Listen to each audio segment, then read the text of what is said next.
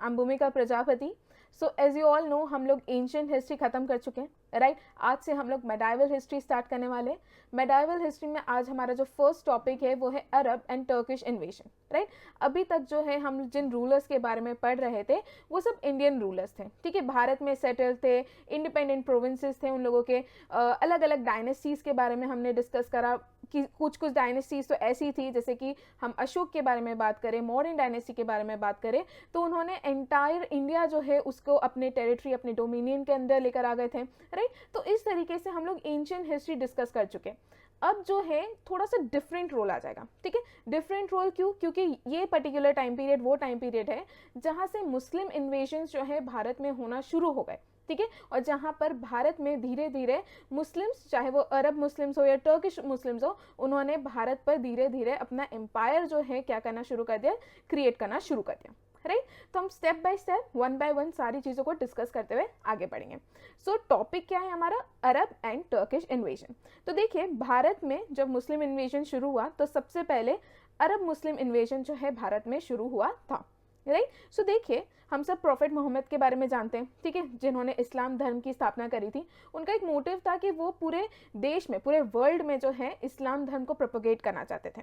But जब इनकी death हो गई तो इनकी डेथ के बाद जो है खलीफ्स जो थे उनके पास पावर आ गए, ठीक है। वो लोग बेसिकली जो इस्लाम रिलीजन है उसको क्या कर रहे थे, लीड कर रहे थे।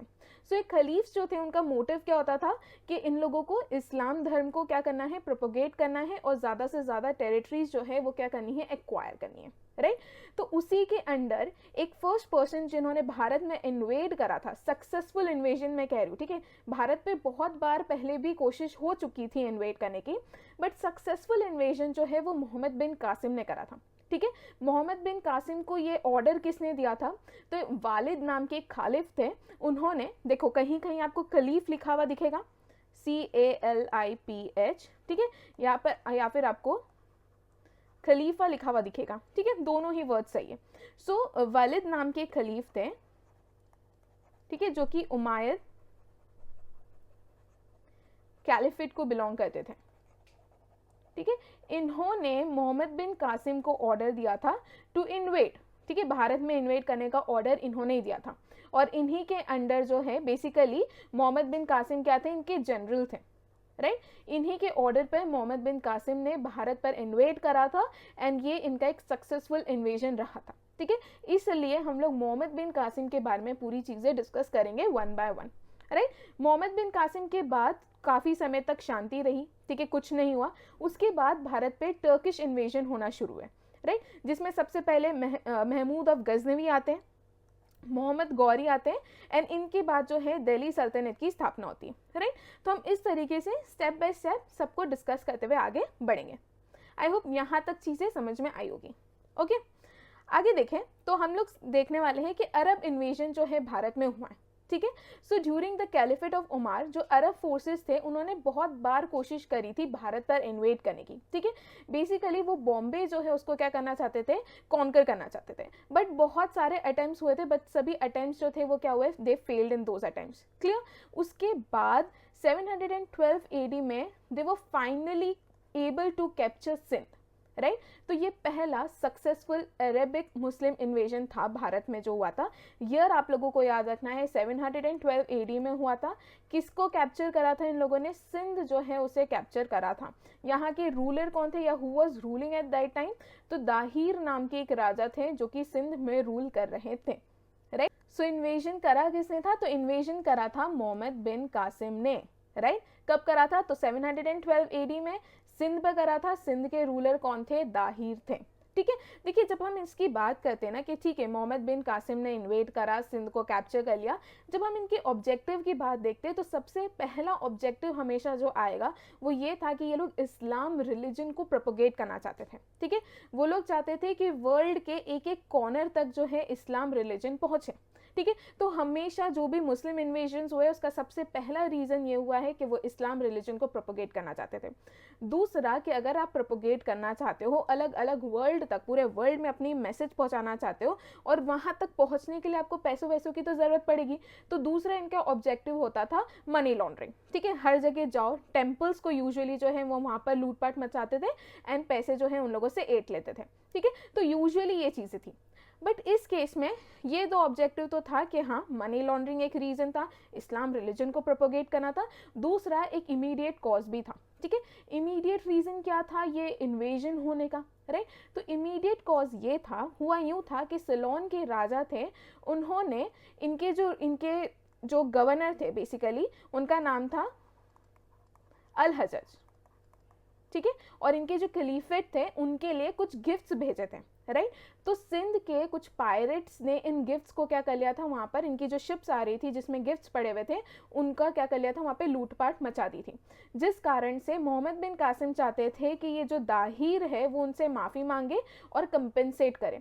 बट दाहिर ने क्लियरली यहाँ पर नहीं कह दिया कि मैं आप लोगों की इस चीज़ में मदद नहीं कर सकता हूँ, बिकॉज जो सिंध पायरेट्स थे जिन्होंने ये सारी लूटपाट मचाई थी वो उनके कंट्रोल में नहीं है, ठीक है। जिस कारण से मोहम्मद बिन कासिम जो है वो काफ़ी ज़्यादा उनको गुस्सा आ गया और वो गुस्सा जो है उन्होंने इस इन्वेजन में बेसिकली निकाला था, राइट। तो ये कुछ हम लोग बेसिक चीज़ें समझ लिए, क्लियर। तो पहली चीज़ मैं आप लोगों को स्टार्टिंग में ही बता दूं कि ये कौन थे, तो ये जनरल थे ऑफ उमायद कैलिफेट, जिनका क्या नाम था, अल वालिद, राइट। इनके क्या थे, ये जनरल थे, राइट। इसके अलावा ही वॉज फर्स्ट मुस्लिम, ठीक है। मोहम्मद बिन कासिम पहले वो मुस्लिम थे जिन्होंने सक्सेसफुली जो है सिंध पर क्या करा था, इन्वेड करा था। उसके अलावा ही वॉज नेफ्यू ऑफ अल हज्जज, इन्हीं की मैं बात कर रही हूँ। कौन थे ये, नेफ्यू थे अल हज्जज के, और अल हज्जज कौन थे, तो वो अरब प्रोविंस के गवर्नर थे, राइट। तो ये चीज़ याद रखना। देखिए, जब मैं इस प्रोविंस की बात कर रही हूँ तो हमने पहली चीज़ देख ली, यहाँ पर उमायद कैलिफेट थी, ठीक है, जहाँ के खलीफा कौन थे अभी, तो अल वालिद करके एक पर्सन थे, वो खलीफा थे वहाँ के, ठीक है। इसके अलावा हमने क्या देख लिया, अल वालिद के, यहाँ पर करती हूँ, इनके एक गवर्नर थे, इनके गवर्नर का क्या नाम है, तो अल हज्जज, और इन्हीं के एक जनरल थे, और इनके जनरल का क्या नाम है, तो इनके जनरल का नाम है मोहम्मद बिन कासिम, क्लियर। तो इतनी चीज़ें अभी तक हम लोग समझें, ओके। एंड मैं ये ऐसा अज्यूम कर रही हूँ कि आप लोगों को यहाँ तक कोई डाउट नहीं होगा, ठीक है। तो जब मोहम्मद बिन कासिम ने भारत पर इन्वेड करा तो उनका एक बैटल हुआ, ठीक है। बैटल किस पर हुआ, किसके साथ हुआ होगा, तो ऑब्वियसली सिंध के जो रूलर थे जिनका नाम है दाहिर, उनके साथ एक बैटल हुआ, ठीक है। बैटल को कहते हैं बैटल ऑफ रेवार, ठीक है। क्या मैंने कहा, मोहम्मद बिन कासिम ने जब भारत पर इन्वेड करा, वो सिंध को कैप्चर करना चाहते थे। उस समय सिंध के एक राजा थे जिनका नाम था दाहिर। मोहम्मद बिन कासिम और दाहिर के बीच में एक बैटल हुआ जिसे कहा जाता है बैटल ऑफ रेवार, ठीक है, जिसमें दाहिर जो है वॉज डिफीटेड, और यहाँ पर फाइनली मुस्लिम जो है, स्पेशली अरब मुस्लिम जो है, they were capable of capturing Sindh and Multan, right. ये इंफॉर्मेशन हमें कहाँ से मिली है, तो ये इंफॉर्मेशन हमें चचनामा जो है एक बुक है जो कि अली अहमद की है, वहाँ से पता चलता है कि सिंध और मुल्तान जो है was captured by Muhammad bin Qasim, clear, right. और इसके अलावा मोहम्मद बिन कासिम ने मुल्तान को द सिटी ऑफ गोल्ड भी कहा है, तो ये वाला पॉइंट भी एक आप लोग याद रखना। तो यहाँ तक छोटी मोटे फैक्ट्स जो है हम लोगों ने डिस्कस करे, एक स्टोरी के फॉर्मेट में बताने की कोशिश करिए, एंड आई होप चीज़ें आप लोगों को समझ में आई होगी, राइट। जो भी इंपॉर्टेंट होता है वो मैं आप लोगों को पहले ही बता देती हूँ, क्योंकि वो बार बार अगर रिपीट होगा, मैं बार बार बोलूँगी तो आप लोगों के दिमाग में वो बैठेगा ही, ओके। सो आई होप यहाँ तक चीज़ें समझ में आ गई है। आगे बढ़ते हैं, हम लोग ऑब्जेक्टिव देखते हैं इस इन्वेजन का, जो मैं आप लोगों को ऑलरेडी बता चुकी हूँ। पहला जो सबसे मेन ऑब्जेक्टिव जितने भी मुस्लिम इन्वेजन है उसका वो है कि वो लोग इस्लाम रिलीजन को प्रोपोगेट करना चाहते थे, राइट। उसके अलावा उन्हें मनी लॉन्ड्रिंग के लिए, ठीक है, पैसे जो है, उन लोगों को पैसों की काफ़ी ज़्यादा ज़रूरत थी, इस कारण से भी ये लोग लूटपाट मचाया करते थे। और इस टाइम पे ना जितने भी इन्वेजन्स हुए हैं, ठीक है, नॉट इन्वेजन्स एक्चुअली, जितनी भी इन्होंने लॉन्ड्रिंग करी है या लूटपाट मचाई है, वो मेनली जो है इन लोगों ने टेम्पल्स में करी थी, बिकॉज उस समय इंडियन टेम्पल्स में काफ़ी ज़्यादा जो है दान किए जाते थे, काफ़ी ज़्यादा रुपए रखे जाते थे, तो उस कारण से इन लोगों ने मेनली जो है जितने भी टेम्पल्स थे वहाँ पर लूटपाट मचाई थी, ओके। इतना तो मैं आप लोगों को दो ऑब्जेक्टिव्स पहले बता चुकी हूँ। उसके अलावा हमने एक इमीडिएट रीज़न भी देखा, राइट। सो जो इमीडिएट कॉज था of India's invasion was when some Sindhi pirates, कुछ सिंधी पायरेट्स से उन्होंने अरब शिप्स को क्या कर दिया था, they plundered some Arab ships near the coast of Debal, ठीक है। स्टडीज़ ये कहती है कि सिलोन के राजा थे, उन्होंने कुछ प्रेशियस गिफ्ट भेजे थे to Khalifa of Baghdad and to al Hajjaj, ठीक है, जो कि कौन थे, इराक के गवर्नर थे। एज ए रिजल्ट क्या हुआ, हजज ने he demand compensation from king Dahir of Sindh, as I said पहले, बट दाहिर ने यहाँ पे आउटराइटली ही रिफ्यूज, राइट, बिकॉज उसके अकॉर्डिंग पायरेट्स उसके कंट्रोल में नहीं थे, तो वो किस तरीके से कंपनसेट करेगा। इस कारण से मिलिट्री एक्सपीडिशन जो है किया गया था अगेंस्ट किंग दाहिर, और यहाँ पर किंग दाहिर जो है बेसिकली उनको हरा दिया जाता है। बट याद रखना, जो पहले 2 एक्सपीडिशंस थे ना, उसमें मोहम्मद बिन कासिम जो है वो हार जाते हैं, ठीक है। बेसिकली पहले के जो 2 एक्सपीडिशंस थे वो अल हजज ने किए थे, उसके बाद जो 3rd अटेम्प्ट था वो मोहम्मद बिन कासिम ने करा था, and it was a successful attempt, ठीक है। याद रखना 3 अटेम्प्ट्स के बाद जो है ये लोग दे वर केपेबल टू कैप्चर अपना मुल्तान एंड सिंध, राइट। तो 3 अटेम्प्ट है, जिसमें स्टार्टिंग के 2 जो है वो किसने करे थे, तो अल हजज ने, एंड जो लास्ट वाला था वो इनके नेफ्यू ने करा था, जिनका नाम है मोहम्मद बिन कासिम, ठीक है। And this one was a successful invasion, ठीक है, जो किसने करा था, मोहम्मद बिन कासिम ने, राइट। तो यहाँ तक चीज़ें क्लियर है। अब हम इनके थोड़े से एडमिनिस्ट्रेटिव सिस्टम के बारे में भी देख ले। देखिए इतना याद रखना कि जब मोहम्मद बिन कासिम ने इन्वेड करा था भारत में, उनका मकसद कतई ये नहीं था कि वो अपना एम्पायर एक्सपेंड करना चाहते हैं, ठीक है। उन लोगों का मकसद ये था कि सिर्फ पैसे चाहिए और हमें क्या करना है, हमारे रिलीजन को प्रोपोगेट करना है, ठीक है। तो यहाँ पे मोटिव क्या था, इकोनॉमिक मोटिव था एंड रिलीजियस मोटिव था। पॉलिटिकल मोटिव अभी तक नहीं आया। पॉलिटिकल मोटिव आप लोगों को टर्किश इन्वेजन के टाइम पर देखने को मिलेगा। ओके, तो यहाँ तक चीज़ें सब समझ में आई हैं। आगे बढ़ते हैं। देखिए अब हम कुछ एडमिनिस्ट्रेटिव सिस्टम के बारे में भी देख लेते हैं। सो मोहम्मद बिन कासिम ने क्या करा था, उन्होंने सिंध और मुल्तान को इक्ताज में डिवाइड कर दिया था। इक्ताज मतलब छोटे छोटे डिस्ट्रिक्ट्स में डिवाइड कर दिया था। यूजुअली क्या होता है, बड़े बड़ी जो जगह होती है उसे छोटे छोटे पार्ट्स में डिवाइड कर दिया जाता है। क्यों हम लोग ये करते हैं, ताकि एडमिनिस्ट्रेशन प्रॉपरली हो सके, राइट। फिर अरब मिलिट्री ऑफिसर्स जो हैं इस्टेब्लिश देयर रूल्स एंड इक्ताज। उसके अलावा कुछ local Hindu officers they administered the sub divisions of district, ये भी देखने को मिला है। एक इंपॉर्टेंट यहाँ पर आ जाता है जजिया टैक्स के बारे में, ठीक है। जजिया टैक्स से डायरेक्टली क्वेश्चन पूछा जाता है, बिकॉज ये वो टैक्स था जो कि नॉन मुस्लिम्स पर क्या किया जाता था, इम्पोज किया जाता था। इसलिए जजिया टैक्स से हमेशा क्वेश्चन बनता है। क्लियर, तो याद रखना कि जजिया टैक्स किस पे इम्पोज किया जाता था, तो ये नॉन मुस्लिम्स पे इम्पोज किया जाता था, राइट। आगे देखें एंड ऑफ मोहम्मद बिन कासिम। मोहम्मद बिन कासिम का एंड कैसे हुआ, ठीक है। तो देखिए अभी हमने देखा था खलीफा कौन थे, तो खलीफा थे वालिद, ठीक है, जो बेसिकली 6th उमायद थे खलीफेट के, राइट। तो जो खलीफ वालिद थे उनको सक्सीड कर कर आ गए खलीफ सुलेमान, ठीक है। और जो खलीफ सुलेमान थे वो बेसिकली अल हजज के क्या थे, एनिमी थे। अल हजज कौन थे, वो इराक के गवर्नर थे, ठीक है। बेसिकली जो खलीफ वालिद थे उनके गवर्नर थे ये, ठीक है। और अल हजज की खलीफ सुलेमान से बिल्कुल भी बनती नहीं थी। तो यहाँ पर क्योंकि अब हमें पता है कि मोहम्मद बिन कासिम क्या थे, वो नेफ्यू थे, ठीक है। अल हजज के क्या थे, वो नेफ्यू थे। इस कारण से क्या हुआ, खलीफ सुलेमान ने क्या करा, मोहम्मद बिन कासिम को भारत में जो थे उनको वहाँ से हटा दिया, उनको भेज दिया मेसोपोटामिया एज अ प्रिजनर, जहाँ पर उनको काफ़ी ज़्यादा टॉर्चर किया गया था और वहीं पर उनकी डेथ हो जाती है, राइट। तो यहाँ पर क्या होता है कि फॉर 150 ईयर्स तक अब सिंध जो है, सिंध और मुल्तान जो है, they continue to remain as part of caliph's empire, right. तो ये कुछ चीज़ है याद रखना। जस्ट बिकॉज यहाँ पे खलीफ जो है वो चेंज हो गए, उसके बाद पूरी पिक्चर जो है यहाँ पर चेंज हो गई, राइट। दूसरी चीज़ याद रखना, ही वॉज नेफ्यू ऑफ अल हजज, ठीक है, ये वाली चीज़ भी याद रखना। सो ही डिसमिस्ड हिम, इसलिए खलीफ सुलेमान ने क्या करा, मोहम्मद बिन कासिम को डिसमिस करा और उन्हें मेसोपोटामिया भेज दिया as a prisoner and where he was tortured to death, right. तो ये कुछ पॉइंट है याद रखना। इस तरीके से मोहम्मद बिन कासिम जो है उनका भारत में रोल अब खत्म हो गया, ठीक है।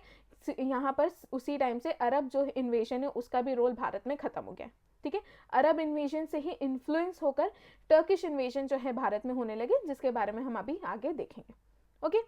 अब अरब कॉन्क्वेस्ट के इफेक्ट्स अगर हम देखें, so the Arab conquest of Sindh made way for Islam into India. Just because Sindh जो है, ठीक है, that was captured by Arabs, और इसी से जो है इस्लाम जो रिलीजन है या इस्लाम जो है उसको भारत में एंट्री मिली, हम सभी समझ गए।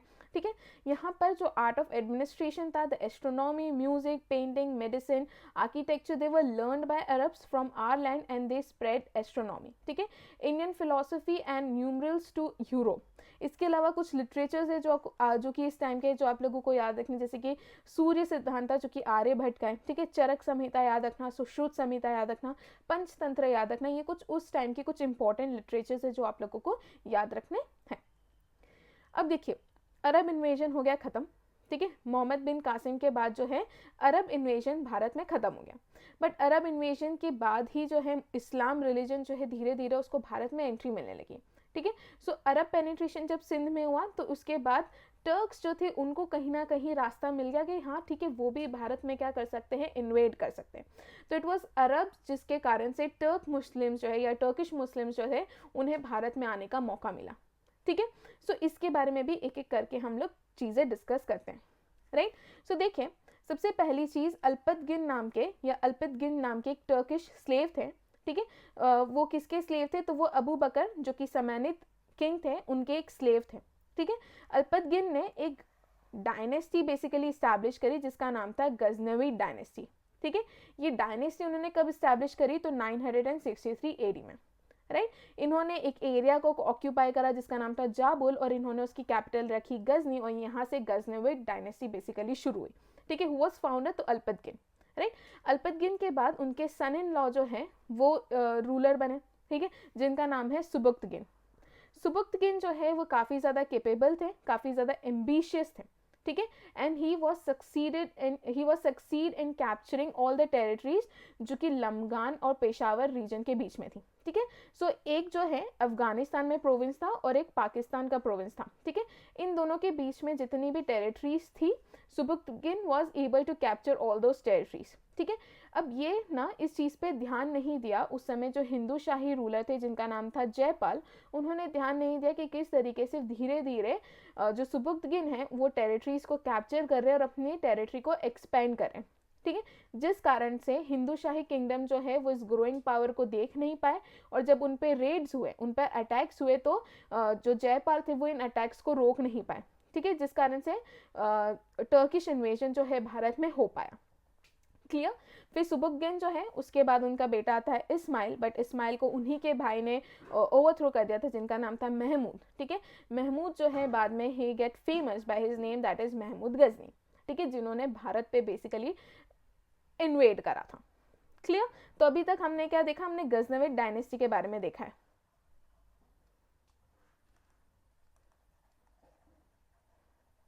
क्या क्या हम लोगों ने देख लिया कि गजनविद डायनेस्टी के पहले तो हमने फाउंडर देखे। फाउंडर कौन है इनके, तो वो है अल्पतगिन। ठीक है, इन्होंने क्या करा, इन्होंने जाबुल नाम की एक टेरिटरी थी उसको कैप्चर करा, ऑक्यूपाई करा, एंड उसे उसकी कैपिटल किसको बनाया, तो उसकी कैपिटल बना दिया गजनी को। ठीक है, अल्पतगिन के बाद उनके सन इन लॉ आते हैं जिनका नाम है सुबुक्तगिन। ठीक है, सुबुक्तगिन जो है वो काफ़ी ज़्यादा केपेबल और एम्बिशियस रूलर थे। उन्होंने धीरे धीरे जो है लमगान एंड पेशावर के बीच में जितनी भी टेरिटरीज थी उन सभी को क्या कर लिया, कैप्चर कर लिया या कॉन्कर कर लिया, और इस ग्रोइंग पावर को हिंदू शाही रूलर जो उधर थे वो नोटिस नहीं कर पाए इस ग्रोइंग पावर को, जिस कारण से जब हिंदू शाही रूलर जयपाल पर अटैक हुआ तो ही वॉज नॉट एबल कि वो इस अटैक को रोक पाए। ठीक है, तो इस तरीके से आगे आता है टर्किश इन्वेजन भारत में। ठीक है, जो कि कौन करते हैं, महमूद गजनी। क्लियर, तो ये कुछ इसकी बैक स्टोरी थी। राइट, ये है लमगान, ये प्रोविंस आपको देखने को मिलेगा अफगानिस्तान में, और ये था पेशावर। तो इसके बीच में जितनी भी टेरिटरीज थी उन सभी पे किसने, सुबुक्तगिन ने जो है अपना इन सभी टेरिटरीज को सुबुक्तगिन ने क्या कर रखा था, कॉन्कर कर रखा था। राइट, इसके अलावा गजनी जो है बेसिकली एक छोटा सा किंगडम था अफगानिस्तान में, एक टर्किश नोबलमैन थे, उन्होंने इसकी स्थापना करी थी। राइट, उनके एक सक्सेसर है, ठीक है, जिनका नाम है महमूद गजनी। ठीक है, जिन्होंने जो चाहते थे कि गजनी जो है सिर्फ उतने छोटे से एरिया में ना रहे, ठीक है। उनका एक ड्रीम था महमूद गजनी का ड्रीम ये था कि वो अपनी गजनी एम्पायर को या उनके छोटे से किंगडम को बहुत बड़ा और पावरफुल बनाना चाहते थे। एंड किसी भी चीज़ को बड़ा एंड पावरफुल बनाने के लिए पैसों की ज़रूरत पड़ती है, ठीक है। यहीं से उन्होंने आइडिया निकाला कि मैं भारत पर अटैक करूँगा क्योंकि वहाँ पर बहुत सारी वेल्थ है, ठीक है। भारत पर अटैक करूंगा और वहाँ की वेल्थ को मैं लेकर अपनी टेरिटरी को धीरे धीरे एक्सपेंड करूंगा, राइट। तो ये कुछ इसकी बैक स्टोरी थी। महमूद ऑफ गजनी ने जो पहला रेड करा था वो करा था 1000 AD में, ठीक है। हम इनके सभी रेड को 1 by 1 डिस्कस करेंगे। इन्होंने जितने भी भारत पर अटैक्स करे, इन टोटल इन्होंने 17 रेड्स भारत पे करे थे, ठीक है। तो हम इनमें से जो भी इंपॉर्टेंट बातें होगी, जो भी इंपॉर्टेंट अटैक्स हैं, उन सभी के बारे में डिस्कस करेंगे। So basically in short period of 25 years Mahmud of Ghazni he made 17 raids in India, ठीक है। Meanwhile he fought battles in central Asia and in Afghanistan. तो ऐसा नहीं था कि वो सिर्फ उन्होंने भारत पे ही फोकस करके रखा था। बंदा इतना ज़्यादा एम्बिशियस था, वो चाहता था कि उसका जो छोटा सा किंगडम है ना अफगानिस्तान में, वो बहुत बड़ा और पावरफुल हो जाए। उसके लिए वो सेंट्रल एशिया में भी बहुत सारे बैटल्स लड़ रहे थे, अफगानिस्तान इटसेल्फ में उनके अलग अलग बैटल्स चल रहे थे, और भारत में भी वो सिर्फ 25 साल के टाइम पीरियड में 17 रेड्स जो है कर चुके थे, राइट। तो ये सारी इंफॉर्मेशन अभी हम आगे 1 by 1 डिस्कस करेंगे। तो हम सबसे पहले स्टार्ट ही करेंगे महमूद ऑफ गजनी से, क्लियर। तो ये पहले टर्किश थे जिन्होंने भारत पर इन्वेड करा था, ठीक है। 1000 AD में he first invaded modern Afghanistan and Pakistan, ठीक है। उधर जो हिंदू शाही रूलर थे उन्होंने उनको डिफीट करा, जिनका नाम था जयपाल, ठीक है। बेसिकली इन दोनों के बीच में एक बैटल हुई थी जिसका नाम है बैटल ऑफ वेहिंद, राइट। जो हिंदू शाही रूलर की जो टेरिटरी थी या जयपाल की टेरिटरी की जो कैपिटल थी दैट वाज वाहिंद, राइट। या हिंदू शाही जो टेरिटरी थी उसकी कैपिटल क्या थी, वाहिंद। तो इसलिए बैटल ऑफ वाहिंद हुआ था किसके बीच में, जयपाल और महमूद ऑफ गजनी के बीच में, जिसमें कौन जीतता है, तो जिसमें महमूद ऑफ गजनी ने इजीली जयपाल को डिफीट कर दिया, ठीक है। अब मैंने आपको कहा कि महमूद ऑफ गजनी ने 17 रेड्स करे थे, उसमें से एक जो सबसे इम्पॉर्टेंट है वो है सोमनाथ टेम्पल पे जो इन्होंने रेड करी थी, जो कि 125 AD में हुआ था, क्लियर। तो ये ईयर भी अक्सर पूछा जाता है। एक तो ये पूछा जाएगा कि सोमनाथ टेम्पल पे रेड किसने करी थी, तो that was Mahmud of Ghazni. दूसरा, ये कौन से ईयर में हुई थी, तो वो हुई थी 1025 AD, क्लियर। इसके अलावा महमूद ऑफ गजनी जो है वो फिरदौसी एंड अलबरूनी, इन दो स्कॉलर्स को जो है he patronize the scholars. And Firdausi ने एक बुक लिखी है जिसका नाम है Shahnama, again important. And Alberuni जो है ये भी he was also patronize by Mahmud of Ghazni, clear. फिर 1027 तक he launch a total 17 campaigns. ये इन्फॉर्मेशन मिली कहाँ से है, तो एक हिस्टोरियन है जिनका नाम है हेनरी इलियट, इन्होंने इसके बारे में बताया है कि बाय 25 ईयर्स के टाइम पीरियड में महमूद ऑफ गजनी ने भारत पर 17 कैंपेन्स या 17 रेड्स उन्होंने करे थे, ठीक है। हु वाज द हिस्टोरियन, तो वो है Henry Elliot, clear. Now Mahmud's invasion of India जो है that was purely religious and economic. अभी भी यहाँ तक जो है ना जो इन्वेजन था वो सिर्फ रिलीजियस और इकोनॉमिक था। अभी तक पॉलिटिकल जो है ये लोग इम्पीरियलिज्म तक अभी पहुँचे नहीं है, अपने एम्पायर को नहीं, यहाँ पे एम्पायर नहीं क्रिएट करना चाहते थे। अभी भी ये लोग सिर्फ लूटपाट वाले सीन में चल रहे हैं, क्लियर। इसके अलावा टाइटल्स याद रखना, ये सब भी बहुत ज़्यादा इंपॉर्टेंट है, ठीक है। पहली चीज, ही वॉज द फर्स्ट पर्सन जिन्होंने सुल्तान टाइटल अज्यूम करा था, ठीक है। तो अगर ये पूछा जाता वॉज द फर्स्ट सुल्तान, तो वो थे महमूद ऑफ गजनी, क्लियर। इसके अलावा खलीफा अल अदिल बिल्ला ऑफ बगदाद ये टाइटल अज्यूम करा था। यामीन उद्दौला ये टाइटल अज्यूम करा था। यामीन उल मिल्ला ये टाइटल। गजी एंड बुत शिकन, जिसे आप मूर्ति भंजक कह सकते हो या आइडल ब्रेकर आप कह सकते हो, ठीक है। तो बुत शिकन टाइटल अगेन ये भी इंपॉर्टेंट हो जाता है, जो कि महमूद ऑफ गजनी ने अज्यूम करा था, ओके। तो ये कुछ बातें थी महमूद ऑफ गजनी के बारे में। इसके बाद आ जाता है इंपॉर्टेंट इनके अटैक्स के बारे में जाना, ठीक है। जैसे कि 1000 AD में, ठीक है, जो उनका पहला अटैक था जो उन्होंने पेशावर पे करा था, एंड अदर एरियाज जो कि हिंदू शाही स्टेट की बॉर्डर पे जितने भी एरियाज थे उन सभी पर उन्होंने अटैक करा था, ठीक है। बट फिर 1001 AD में उन्होंने हिंदू शाही रूलर की टेरिटरी पर अटैक करा, ठीक है। उसके जो रूलर थे वो थे जयपाल, इनकी कैपिटल थी वेहिंद। बेसिकली इनके बीच में कौन सी बैटल हुई थी, तो बैटल ऑफ वेहिंद हुई थी, ठीक है, ये याद रखना। एंड जो जयपाल थे उनके बेटे का नाम था आनंदपाल। जब जयपाल की मृत्यु हो गई उसके बाद आनंदपाल की भी इनके साथ लड़ाई हुई थी, जिसमें आनंदपाल भी हार जाते हैं। क्लियर। इसके बाद 1014 में उन्होंने थानेश्वर हरियाणा में अटैक करा, ठीक है, चंद्र स्वामी नाम का एक टेम्पल था उस पर। क्लियर। उसके बाद 1018 AD में महमूद ऑफ गजनी जो थे, he plundered the holy city of Mathura, ठीक है, उन्होंने कन्नौज पर भी अटैक करा। कन्नौज के जो रूलर थे वो थे राज्यपाल, ठीक है, ही अबेंडेंड कन्नौज एंड बाद में उनकी डेथ हो जाती है। बस आपको ये याद रखना है कि 1018 AD में मथुरा एंड कन्नौज पर अटैक किया गया था। By whom? तो by Mahmud of Ghazni. Clear. इसके अलावा 1019 एंड 20 में उन्होंने कलिंजर पर अटैक करा था, ठीक है, चंदेल रूलर जो थे विद्याधर उस समय रूल कर रहे थे। एंड सबसे important 1025 AD Somnath temple, ruler कौन थे ये भी पूछा जा सकता है, तो भीम वन जो है ही वॉज रूलर। क्लियर। तो ये कुछ इंपॉर्टेंट बातें हैं आप लोगों को याद रखनी है।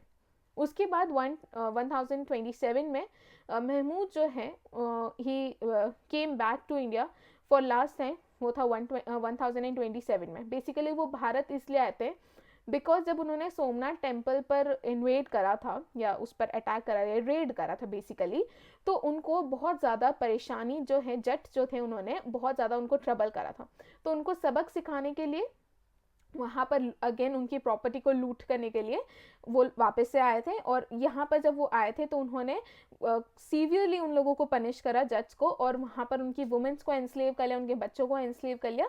तो ये था 1027 AD का कंसेप्ट। इसके अलावा 1030 AD में उनकी डेथ हो जाती है, ठीक है। After successful 17 invasions on Indian territories he finally died in 1030 AD, ठीक है। तो ये वाले कुछ पॉइंट्स आप लोगों को, ये कुछ अटैक्स हैं जो आप लोगों को याद रखने हैं, जो कि इंपॉर्टेंट है, राइट। तो यहाँ पर गजनी रूल जो है वो डिक्लाइन होता है इन 1186 AD एंड यहाँ पर महमूद ऑफ गौरी जो है आपको उनका पावर ग्रो करता हुआ दिखेगा। तो यहाँ पर गजनी के डिक्लाइन होने के बाद मोहम्मद गौरी जो है उनका पावर क्या कर रहा है, राइज कर रहा है। Clear. So in 1030 Mahmud died, ठीक है, and people of northern India they get relief, ठीक है।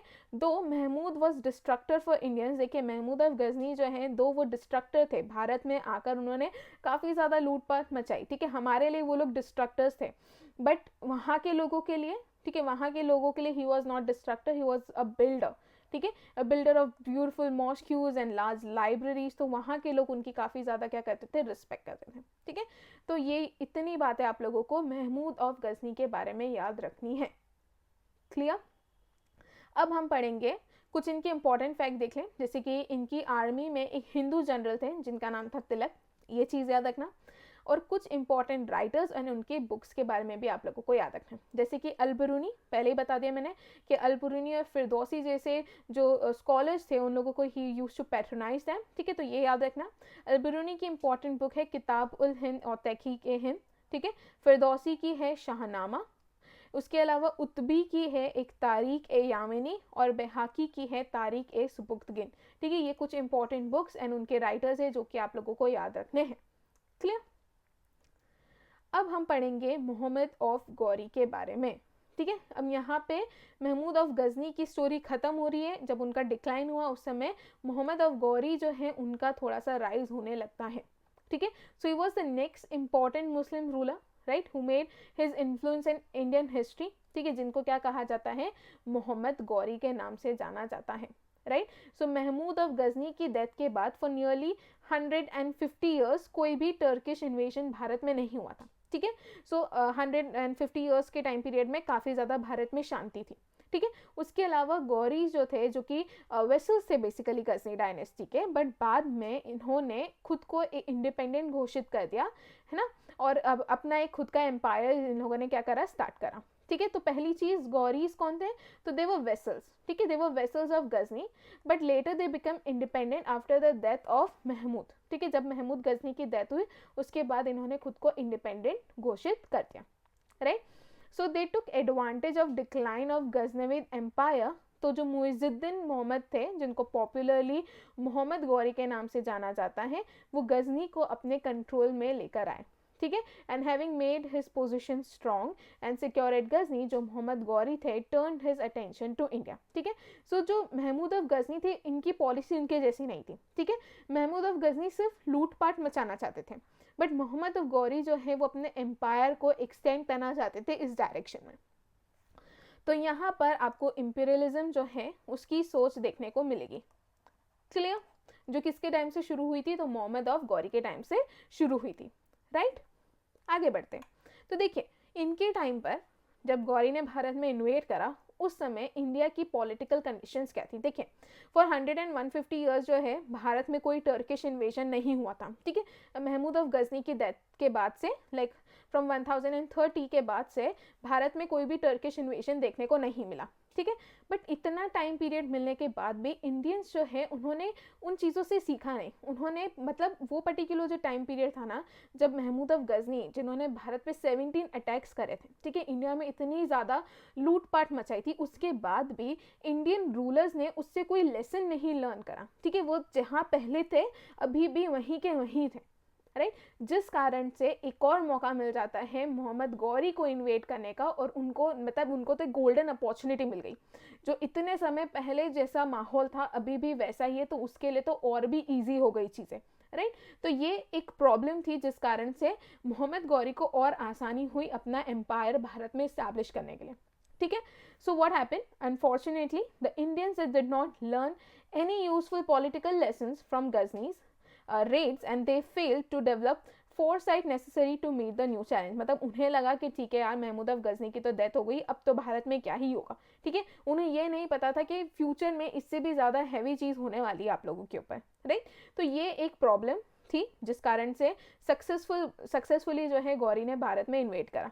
ठीक है, there was not a single remarkable change in the condition of India except the changes in ruling dynasties and territories. ठीक है, अब क्या हो गया, पॉलिटिकली जो है इंडिया बहुत सारे किंगडम्स में डिवाइडेड था, both in north and south.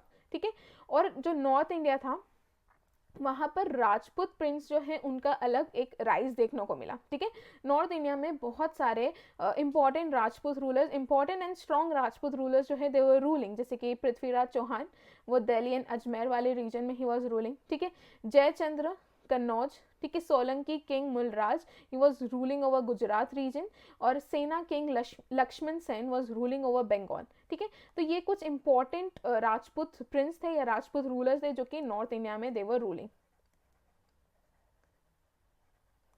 ठीक है, सो दे इंडल्ज इन कॉन्स्टेंट, तो इन लोगों में क्या हो रहा था, आपस में ही काफ़ी सारे जो है बैटल्स होते थे। ठीक है, जिस कारण से राजपूत स्टेट जो थे वो भी विद टाइम क्या होने लगे, वीक होने लगे। ठीक है, तो ये इतनी चीज़ें आप लोग याद रखना। ये पॉलिटिकल कंडीशन थी भारत की जब Ghori was invading India. Right, so देखिए, जिस तरीके से हमने मोहम्मद बिन कासिम के अटैक्स जो है उसके बारे में एक एक करके देखा, सिमिलरली हम इनके भी अटैक्स को, हमने महमूद ऑफ गजनी जो है उनके अटैक्स को 1 by 1 देखा था। ठीक है, उन्होंने 17 रेड्स भारत में कर दी जिसमें से हमने इंपॉर्टेंट देखा। ठीक है, सिमिलरली हम इनकी भी रेड्स जो है इन्होंने भारत में जो करा था उसके बारे में हम 1 by 1 डिस्कस करेंगे। वैसे इसमें सिर्फ 2 ही सबसे इंपॉर्टेंट चीज़ें हैं, जो इनकी लड़ाई हुई थी पृथ्वीराज चौहान के साथ। ठीक है, जिसे बैटल ऑफ तराइन कहा जाता है। ठीक है, उन दोनों बैटल्स के बारे में भी हम अभी देखेंगे। राइट, तो देखिए, सबसे पहली चीज़ 1175 में पहला इन्वेजन किया था इन्होंने, फर्स्ट इन्वेजन ऑफ मुल्तान। ठीक है, he captured Multan by defeating Karmati. Mohammad Ghori का पहला इन्वेजन जो था वो मुल्तान में था, और एक फोर्ट था जिसका नाम था उज्ज, वहाँ पर भी उन्होंने इन्वेट करा था। बेसिकली उनका मकसद ये था to bring back the Muslim states of India and conquer it easily in 1175। तो वो जो मुस्लिम स्टेट्स उनके हुआ करते थे वो वापस अपने अंडर चाहते थे। ठीक है, तो इस कारण से उन्होंने मुल्तान पे क्या करा था, इन्वेट करा था। उसके बाद 1178 में उन्होंने अनहिलवाड़ा में इन्वेट करा इन गुजरात। ठीक है, but was defeated bye it's king Mulraj. तो मुलराज जो थे उन्होंने इनको डिफीट कर दिया था। राइट, तो एक 1178 का याद रखना। इसके बाद अब आते हैं हमारे 2 इंपॉर्टेंट बैटल्स। एक है the first battle of Tarain या फिर थानेश्वर, जो कि 1191 में हुआ था। राइट, इसमें क्या हुआ था, जो मोहम्मद गौरी है बेसिकली उन्होंने भटिंडा जो है उसे कैप्चर कर लिया था, और भटिंडा जो है वो पृथ्वीराज चौहान के डोमिनियन के अंडर आता था, मतलब उनकी टेरिटरी थी। ठीक है। तो जब इन्होंने उस भटिंडा को अटैक करा और उसे कैप्चर कर लिया, इसके बाद जो है डायरेक्ट क्लैश हुआ मोहम्मद गौरी और किसके बीच में, पृथ्वीराज चौहान के बीच में, ठीक है। और ये जो फर्स्ट बैटल ऑफ तराइन है ये कौन जीते थे, तो फर्स्ट बैटल ऑफ तराइन जीता था पृथ्वीराज चौहान में, जिसमें मोहम्मद गौरी क्या हो जाते हैं, हार जाते हैं। क्लियर। तो इसमें पूछा जा सकता है कि फर्स्ट बैटल ऑफ तराइन क्यों हुआ था, तो हुआ इसलिए था क्योंकि भटिंडा जो है दैट वाज कैप्चर, ठीक है। हुआ कौन से साल में था, तो 1191, अगेन इंपॉर्टेंट। किस किस के बीच में हुआ था, तो हुआ किसके बीच में था, तो मोहम्मद गौरी एंड पृथ्वीराज चौहान के बीच में हुआ था, ठीक है। तराइन क्या है, एक प्लेस है which is 80 miles away from Delhi. Clear. तो इसमें हारा कौन, तो इसमें हारे मोहम्मद गौरी, जीता कौन, तो जीते हैं पृथ्वीराज चौहान। क्लियर। तो ये हो गया फर्स्ट बैटल ऑफ तराइन के बारे में।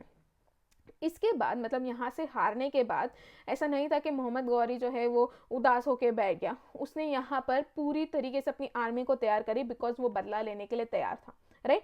तो इस कारण से होती है second battle of Tarain, right. Again second battle of Tarain 1192, ठीक है। किस किस के बीच में हुआ, तो मोहम्मद गौरी के बीच में एंड पृथ्वीराज चौहान के बीच में, राइट।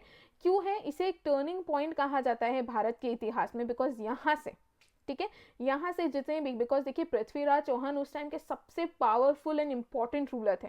जब मोहम्मद गौरी ने उनको डिफीट कर दिया और उन्हें मार दिया, इसके बाद लोगों को लगा यार कि जब पृथ्वीराज चौहान को इन्होंने डिफीट कर दिया जो कि एक महान रूलर थे, तो हम तो क्या ही है। तो यहाँ पर फाइनली मुस्लिम्स जो है उन्होंने भारत पर कॉन्कर करना शुरू करा, अपनी टेरिटरी को एस्टैब्लिश करना शुरू करा, ठीक है। So second battle of Tarain 1192 Muhammad Ghori and Prithviraj Chauhan के बीच में हुआ था, अगेन तराइन में ही हुआ था। एंड हारा कौन इसमें, तो पृथ्वीराज चौहान जो है वो हारे थे, ठीक है। कुछ लोग ये कहते हैं कि पृथ्वीराज चौहान को यहाँ पर मार दिया गया था, कुछ लोगों का मानना है कि वो उनको मारा नहीं था, वो वहाँ से भाग चुके थे, ठीक है, उन्होंने खुद को वहाँ से बचा लिया था, यानी एस्केप, एंड बाद में ही किल्ड मोहम्मद गौरी, ठीक है। बट अलग अलग जगह जो है आप लोगों को अलग अलग इनके बारे में बात देखने को मिलेगी, ओके। सो देखिए जब यहाँ पर सेकेंड बैटल ऑफ तराइन हो रहा था, तो पृथ्वीराज चौहान ने दूसरे अलग अलग हिंदू जो रूलर्स थे उनके साथ एक कॉन्फेडरेसी बनाई थी, बिकॉज वो चाहते थे कि मोहम्मद गौरी के अटैक को क्या किया जा सके, रेजिस्ट किया जा सके। तो एक ये वाला पॉइंट भी आप लोग याद रखना। Then second battle of Tarain is well known as one of the turning points in India, ठीक है। The battle open the way for further conquest of India by the Muslims. Ajmer and Delhi were occupied by Muhammad. After the battle of Tarain Muhammad appointed Qutbuddin Aibak, ठीक है। Basically Mohammad के 4 slaves थे, ठीक है, जिसमें से एक जिनका नाम है कुतुबुद्दीन ऐबक, जो कि उनके एक स्लेव थे, उनको अपॉइंट किया गया था, ठीक है, as the viceroy of Indian provinces. अभी मैं बताऊंगी कि उन्होंने चारों स्लेव्स को अलग अलग जो है प्रोविंसेस का क्या बना रखा था, वाइसरॉय या गवर्नर बना रखा था। अभी हम उसके बारे में भी आगे देखेंगे, क्लियर। एंड इन्होंने कैपिटल क्या बना रखी थी, तो दिल्ली को अपनी कैपिटल बनाया था इन 1193। सो इन दोनों बैटल्स के बारे में आप लोगों को समझ में आया, battle of first battle of Tarain and second battle of Tarain. इसके बाद एक और इंपॉर्टेंट बैटल बचता है, दैट इज बैटल ऑफ चंदवर, ठीक है। चंदवर बेसिकली इस बैटल में अगेन मोहम्मद गौरी थे, ईयर इंपॉर्टेंट है 1193। एक तरफ थे मोहम्मद गौरी और दूसरी तरफ थे जयचंद्र जो कि कन्नौज के रूलर थे। इन दोनों के बीच में बैटल हुआ था। अगेन यहाँ पर जयचंद्र जो है was defeated and Muhammad Ghori जो है वो जीत जाते हैं, क्लियर। इसके बाद याद रखना जब जयचंद्र को इन्होंने डिफीट करा था और उन्हें मार दिया था, तो मोहम्मद गौरी ने कॉइन्स इशू करे थे, ठीक है, और उन कॉइन्स पे लक्ष्मी माता की क्या बनी हुई थी, इमेज बनी हुई थी।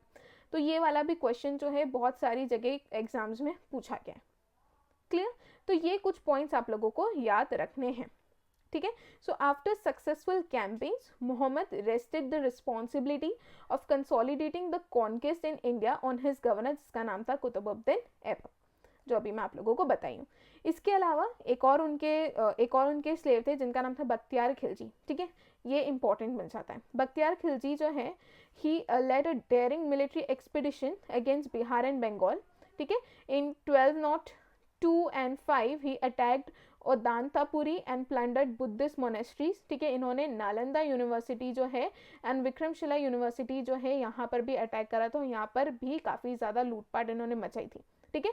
तो बख्तियार खिलजी अगेन इंपॉर्टेंट नाम हो जाता है। कौन सी यूनिवर्सिटी में इन्होंने डिस्ट्रॉय करा था, इन्होंने कौन सी यूनिवर्सिटी को, तो नालंदा यूनिवर्सिटी मेन जो है अक्सर एग्जाम में पूछी जाती है, क्लियर। कौन थे वो, Bakhtiyar Khilji. Who was he, तो he was one of the slaves of Mohammad Ghori, okay. आगे बढ़े, देखिए अब हो जाती है मोहम्मद गौरी की डेथ, ठीक है। हिज ग्रेटेस्ट अचीवमेंट, अगर हम मोहम्मद गौरी के ग्रेटेस्ट अचीवमेंट की बात करें तो उन्होंने टर्किश एम्पायर को भारत में इस्टेब्लिश करा था, ठीक है। And this added a fresh chapter to Indian history. Clear. Now he was assassinated by Khokhars, ठीक है। देखिए मैंने दो चीज़ कही है, इनकी डेथ को लेकर ना आपको दो चीज़ें देखने को मिलेगी। एक तो कुछ लोगों का मानना है कि खोखर्स ने इनको असैसिनेट करा था इंडस रिवर की बैंक के उधर इन 1206, एंड दूसरे लोगों का ये मानना है कि पृथ्वीराज चौहान ने इनकी मृत्यु करी थी, ठीक है। तो ये दोनों बातें आप लोग याद रखना, ठीक है। इसके अलावा कुतुबुद्दीन ऐबक जो कि एक स्लेव थे मोहम्मद गौरी के, he became master of his Indian provinces and इन्होंने दिल्ली सल्तनत को बेसिकली स्टार्ट करा इन 1206। क्लियर। तो इसके बारे में दिल्ली सल्तनत हम लोग नेक्स्ट लेक्चर से पूरा पढ़ना शुरू करेंगे, ठीक है। वैसे ही सेट इनके 4 स्लेव्स थे, एक तो हो गए कुतुबुद्दीन ऐबक, ठीक है। इनको कौन सा रीजन दिया था, तो इन्होंने पहली चीज़ तो इन्होंने दिल्ली सल्तनत जो है इस्टेब्लिश करा है, ठीक है। इनको दिल्ली का रूलर बनाया गया था। उसके अलावा थे Nasiruddin Qabacha, he became ruler of Multan. उसके बाद है यल्दोज जो है गजनी के रूलर बने। And Bakhtiyar Khilji, he became ruler in parts of Bengal, तो ये बंगाल के पार्ट्स के रूलर बने। चारों ही नाम आपकी एग्जाम पॉइंट ऑफ व्यू से काफ़ी ज़्यादा इंपॉर्टेंट है, ओके। किसी को भी मिस मत करना, सभी आप लोगों को नाम भी याद होने चाहिए। देखिए पहले कौन है, कुतुबुद्दीन ऐबक, कहाँ के हैं, तो इनको दिल्ली और अजमेर वाला रीजन दे रखा था। उसके अलावा नसीरुद्दीन कबाचा, ठीक है, इनको कहाँ का दे रखा है, तो इनको मुल्तान रीजन दे रखा है। उसके अलावा यालदोज को गजनी, एंड खिलजी को दे रखा है बंगाल। क्लियर। इतनी सारी बातें जो है पॉइंट्स या फैक्ट्स आप लोग याद रखना। आगे बढ़े। अब देखिए यहाँ पर हमारा खत्म हो गया है टर्किश इन्वेजन, ठीक है। यहाँ से शुरू होगा दिल्ली सल्तनत का सिलसिला, जिसमें हम एक एक करके जो है दिल्ली सल्तनत में जो भी डायनेस्टीज है उसको 1 बाय 1 डिस्कस करेंगे, ठीक है। और उससे जितने भी इंपॉर्टेंट फैक्ट्स बनते हैं उन्हें भी हम डिस्कस करेंगे। क्लियर। अब बचता है कि क्योंकि पृथ्वीराज चौहान के बारे में थोड़ी बहुत बातें आई है तो उनके बारे में भी थोड़ा बहुत देख लेते हैं, ठीक है। पहली चीज़ अजमेर वाला जो रीजन है, ठीक है, ईस्टर्न साउथ ईस्टर्न रीजन जो है या राजस्थान का जो रीजन है वहाँ पर they use to rule.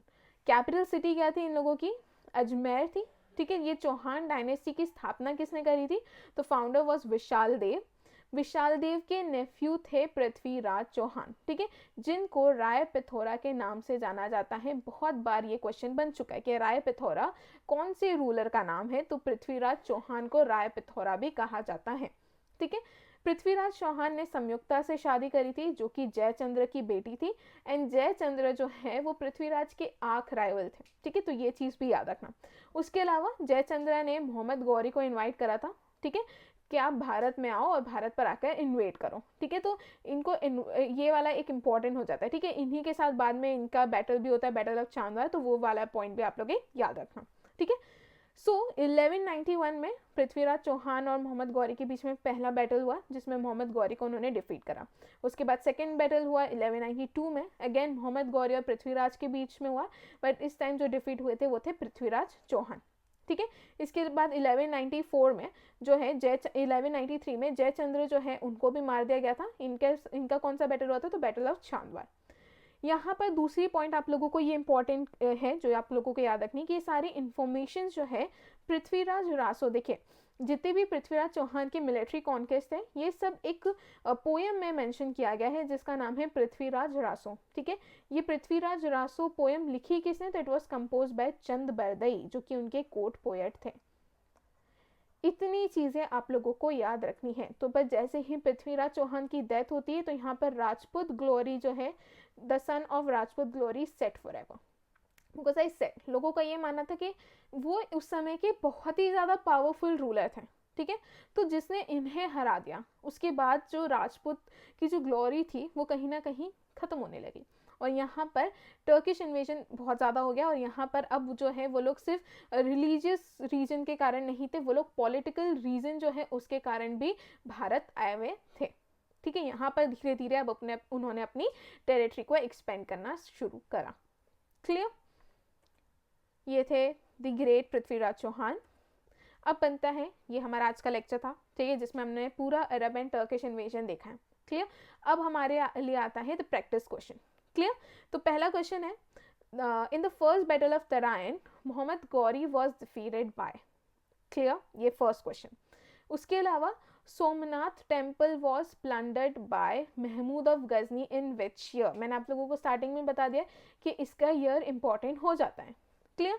The commander of Mohammad Ghori was, Muhammad Ghori के कमांडर कौन थे? Next, Mahmud of Ghazni defeated dash the ruler of Hindu Shahi dynasty. ठीक है, जब महमूद ऑफ गजनी ने भारत में इन्वेड करा था तो उन्होंने एक हिंदू शाही रूलर को डिफीट करा था, उनका नाम क्या है ये पूछा गया है।